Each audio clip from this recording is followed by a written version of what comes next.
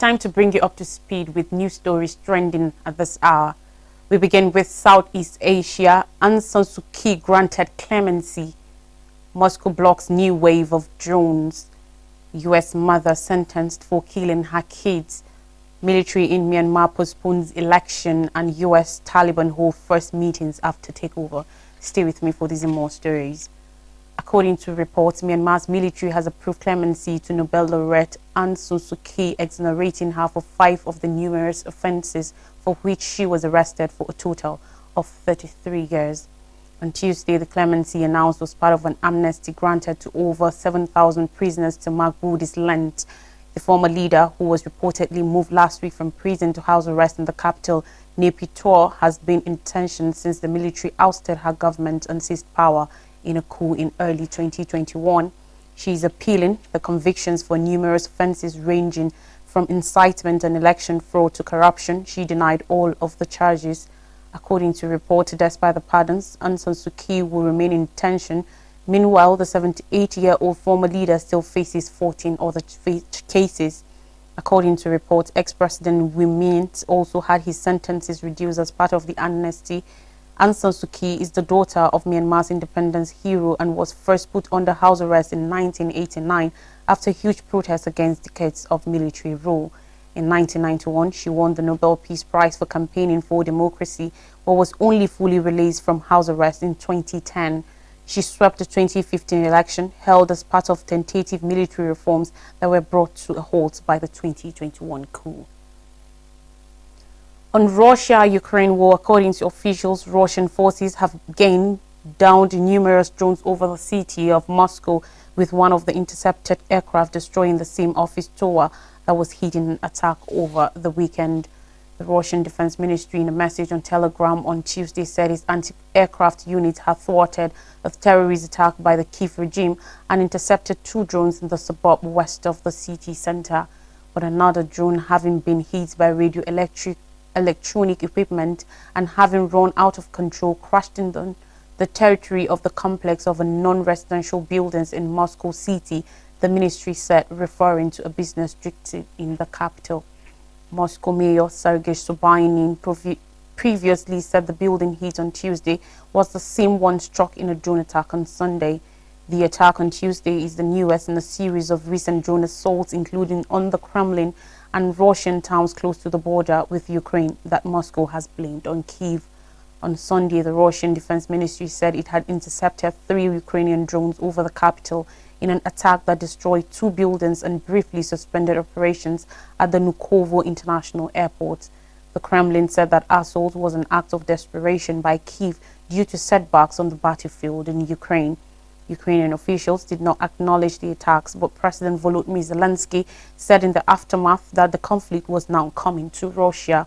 Ukraine started its long-awaited counter-offensive in June, but has made modest advances in the face of stiff resistance from Russian forces on the front line. Moving ahead, a mother in the United States has used her apocalyptic religious beliefs to justify killing 2 of her children, and conspiring to kill her husband's ex-wife has been sentenced to life in prison without parole. Idaho woman Lori Vallow was in May found guilty of killing her 16-year-old daughter Tylee Ryan and adopted 7-year-old son Joshua J.J. Vallow. Vallow, whose case was the subject of the Netflix true crime documentary series Sins of Our Mother, claimed to be a goddess tasked with ushering in the second coming of Jesus Christ. On Monday, Judge Steve W. Bowles handed down 3 consecutive life sentences due to the gravity of Vallow's crimes, describing the murder of a child by a parent as the most shocking thing really that I can imagine. Boyce said Vallow had justified the killings by going down a bizarre religious rabbit hole from which she had yet to emerge. Her 5th husband, Chad Daybell, the leader of a radical Mormon sect and self-published author of numerous apocalyptic novels, is awaiting trial over similar charges, including the murder of his first wife. He has pleaded not guilty to all charges. The case first drew widespread attention after the disappearance of Vallow's children in 2019. Vallow and Daybell never reported the children missing, and their bodies were found in June 2020 on property owned by Daybell in Idaho. Prosecutors alleged that she used religious beliefs to justify the murders. Vallo's lawyer Jim Ackerbold argued during the trial that there was no evidence tying her to the murder and that she had been a protective mother whose life took a sharp turn when she met Daybell and fell for his weird apocalyptic religious claims. He suggested that Daybell and Vallo's brother Alex Cox were responsible for the deaths. Back to Myanmar. Myanmar's military has formally postponed an election promised to August this year after extending a state of emergency it enforced in the aftermath of its 2021 coup. In a statement on Monday, the military cited ongoing violence as the reason for the election delay. The announcement resulted to an admission that the military does not exercise sufficient control to stage the polls and has failed to subdue widespread opposition to its rule, which includes increasingly challenging armed resistance as well as non-violent protests and civil disobedience. The state of emergency was declared when troops arrested elected leader Aung San Suu Kyi as well as top officials from her government and members of her National League for Democracy (NLD) party on February 1, 2021. The military claimed widespread fraud in the election held in November 2020, which returned the NLD to power for its power grab. The coup reversed years of progress towards democracy after 5 decades of military rule in Myanmar. The military originally announced that fresh elections will be held a year after its takeover and later said they will take place in August 2023. But coup leader, Senior General Min Aung Hlaing, told the meeting that he extended the state of emergency on Monday and that the poll could not take place amidst ongoing fighting in the Sagaing, Mungwa, Bago and Tanethari regions as well as Karen, Kaya and Chin states. Monday's report did not stipulate when the polls might be held, saying only that they will occur after the goals of the state of emergency are accomplished. The emergency, which is being extended for a 4th time, permits the military to assume all government functions, giving Min Aung Hlaing, who heads the government council, legislative, judicial and executive powers. The military's crackdown on dissent has killed over 3,800 people and seen more than 24,000 arrested, according to a local monitoring group. The military says over 5,000 civilians have been killed by terrorists since it seized power. Diplomatic attempts to end the conflict led by the United Nations and the Association of Southeast Asian Nations regional bloc have meanwhile stalled, with the military refusing to engage with its opponent. Since their return to power in Afghanistan 2 years ago, Taliban leaders have met officials from the United States in Qatar for the first time. On Monday, a spokesman for the Afghan Ministry of Foreign Affairs said the two sides discussed confidence-building measures during the 2-day talks, including the lifting of sanctions and travel bans, as well as the return of Afghan central bank assets held abroad. The delegations also deliberated fighting narcotics and human rights issues.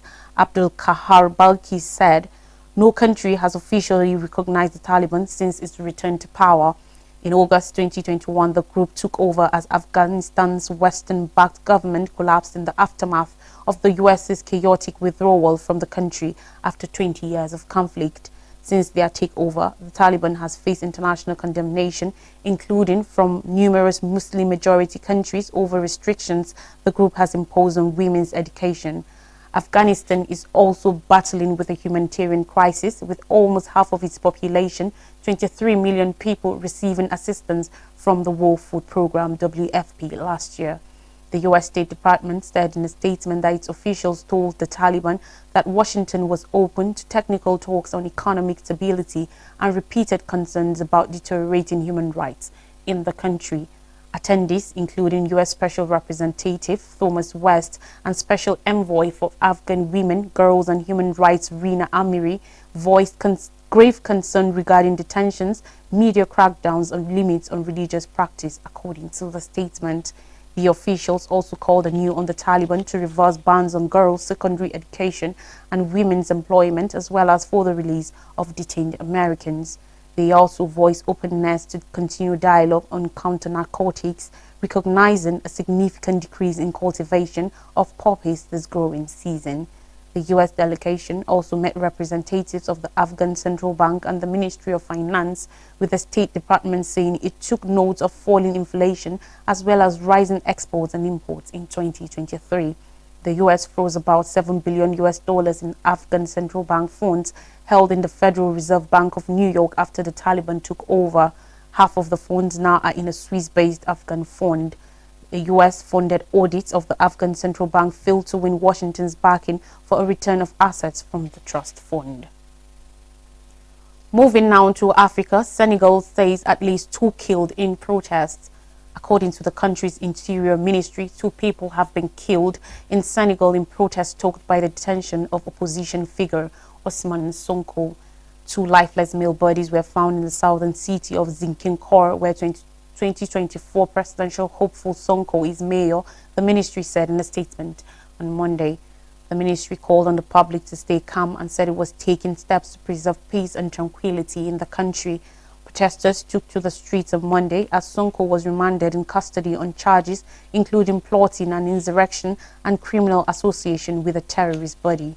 On Monday, Senegal's Interior Minister Antoine Felix Abdoulaye Diome announced that the government had dissolved Sonko's Patriots of Senegal PASTEF party for inciting unrest during violent protests last month in the capital, Dakar. The announcement marked the first time a political party had been barred in the West African nation since it gained its independence from France in 1960. A decree signed by Diome accused PASTEF of frequently calling on its supporters to insurrectionary movements, which has led to grave consequences, including loss of life, many injured, as well as acts of looting of public and private property. PASTEF supporters have accused Senegalese President Macky Sall's ruling party of trying to sideline his popular opponent, who came third in the 2019 presidential poll, with trumped-up charges ahead of February's vote. Sonko, a 48-year-old ex-tax inspector, has faced a chain of legal problems that he claims have been planned to make him ineligible to run for the presidency in 2024. Sonko in June was sentenced in absentia to 2 years in prison after being accused of morally corrupting a young woman. The judgment triggered violent clashes that left 16 dead, according to the government, with Sonko's PASTEF party reporting closely twice as many fatalities. In May, an appeals court gave Sonko a heavier 6-month suspended sentence in a defamation case involving the tourism minister. Now, Burkina Mali cautioned against foreign interference in Niger in a step considered a strategic way to defend the recent regime change in Niger. Mali's military junta said on Monday that they stand to support the coup leaders in Niamey. Mali said they stand together with Burkina Faso to defend Niger and further cautioned that any foreign military intervention in Niamey will be considered a declaration of war on both nations in Niger. I warn that any military intervention against Niger will be considered as a declaration of war against Burkina Faso and Mali, announced Colonel Abdoulaye Maiga, State Minister for Territorial Administration and Decentralization, Mali junta. The announcement was in reaction to the results of a summit by regional bloc ECOWAS that gave a 7-day deadline to Niger's coup leaders to free detained President Mohamed Bazoum and restore civilian rule or face consequences with military force and option being considered. Mali further denounced the persistent sanctions by the ECOWAS upon the 3 countries terming the illegal. The declaration came from Colonel Abdoulaye Maiga, State Minister for Territorial Administration and Decentralization, Mali junta. The nations are run by military governments in West and Central Africa, where there have been 9 successful or attempted coups since 2020. Let's take a short break. When I come back, more stories coming your way.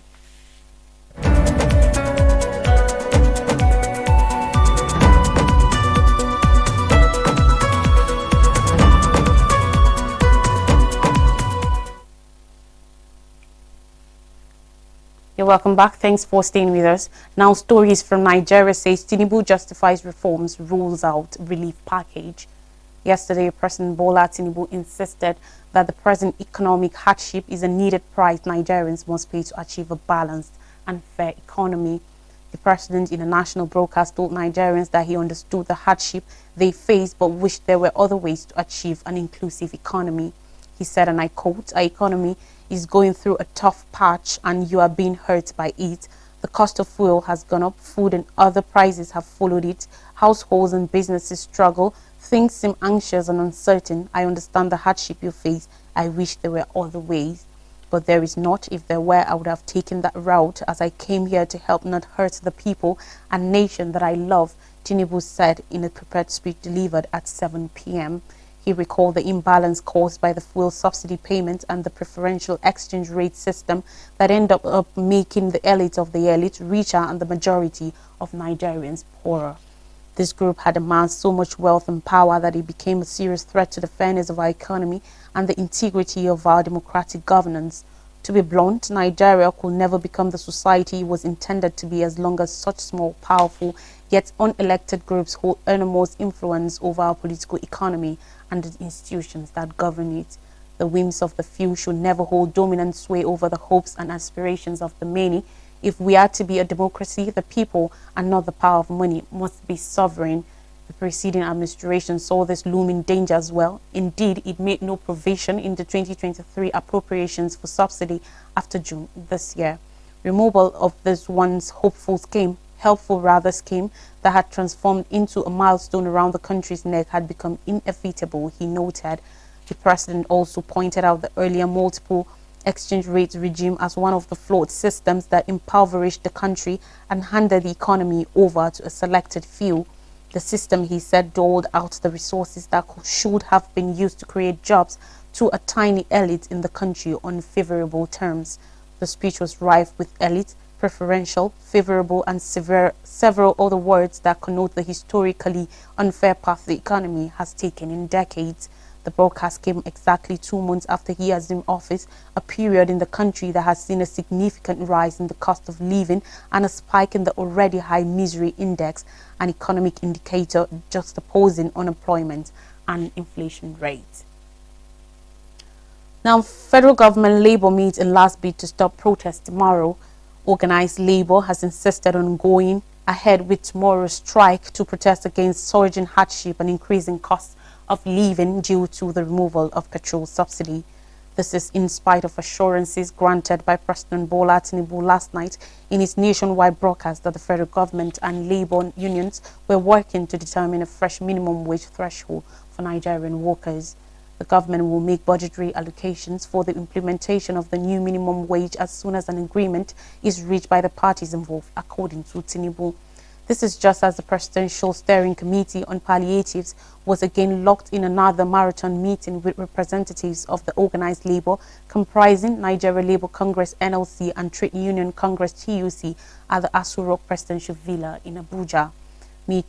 Monday's meeting, which started at 5:30 p.m. local time, considered presentations from FG subcommittees and mass transit, compressed natural gas, CNG, and cash transfer, which the government had proposed to cushion the effect of subsidy removal.